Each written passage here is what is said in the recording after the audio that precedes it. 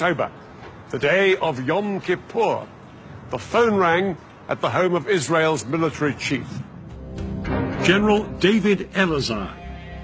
Elazar had been made Israeli Chief of Staff after a long military career and a host of victories. The call from Israeli military intelligence informed him that both Egypt and Syria would launch an attack in hours. Elazar's immediate thought was to send his air force to hit the Arabs before they had a chance to strike.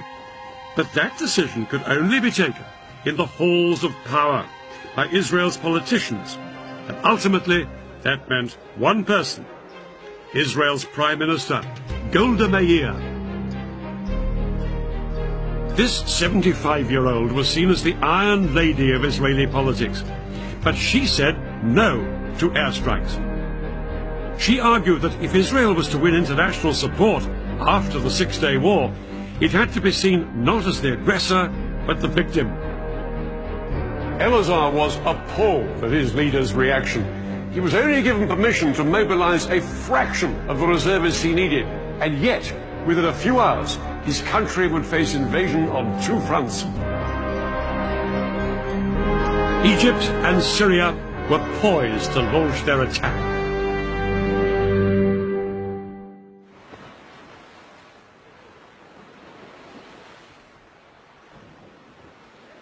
Just before 2 o'clock, the Egyptians put their part of the plan into action.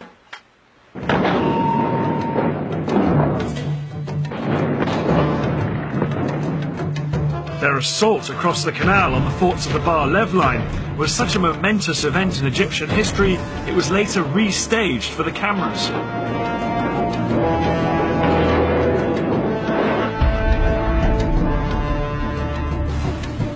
Thousands of Egypt's best-trained commandos crossed the Suez Canal in rubber dinghies. They landed on the east bank in the gaps between the forts of the Bar Lev line. The Egyptian commandos then scrambled up the high sand ramparts. They attached rope ladders to make it easier for the soldiers following on behind them.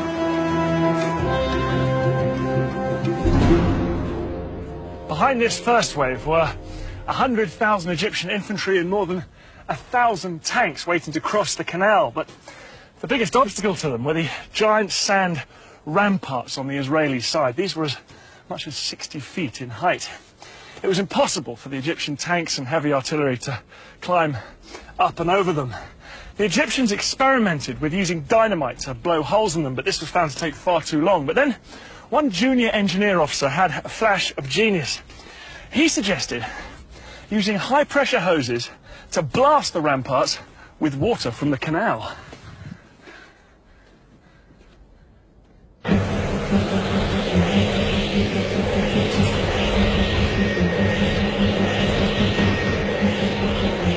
It was an extraordinary idea which would have to work if the entire Egyptian assault was to be a success. 4 hours into the attack, and with fighting raging around them, the Egyptian engineers finally broke through the ramparts, and the first tanks started to pour through. I never believed I would see the day when I was in Sinai. But this was actually Sinai. I looked back at the West Bank, and all the green on the other side, and to the east, all I could see is desert. It was good feeling. The eastern bank of the canal now became a battlefield. The Israelis manning the forts sprayed machine gun fire at their Egyptian attackers to try and stem the tide.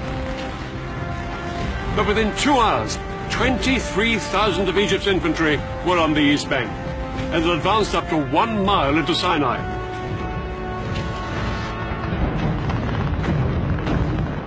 The fort was surrounded by Egyptian forces and was under constant fire. We made repeated calls for help. We fired from time to time and reported back what we saw. But mainly, we tried to keep up our morale. But the Israelis were sure that their air force would come to the rescue. The first Israeli jets were sent in at 4 p.m., flying low over the desert.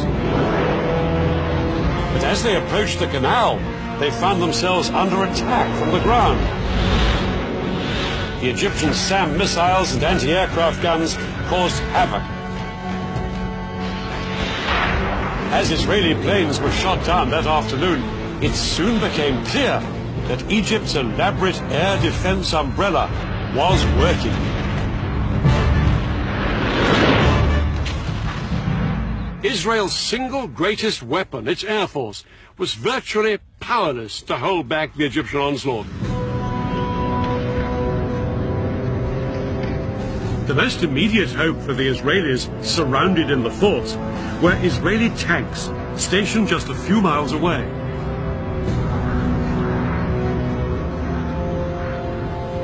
The Israeli tanks raced towards the canal. They thought they'd throw the Egyptians back as easily as they had done in 1967.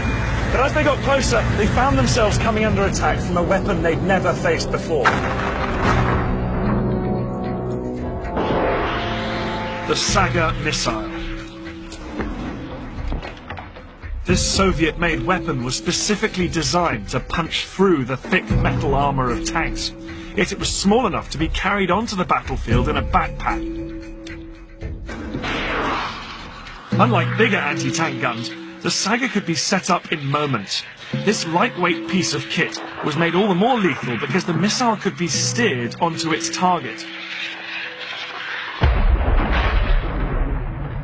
1973, the Saga was turning the Sinai into a tank graveyard.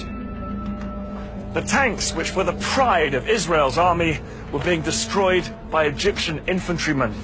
Israel had begun the war with around 300 tanks in Sinai. By the end of the first 36 hours, they'd lost approximately half of this number. Things were critical for the Israeli soldiers in Sinai.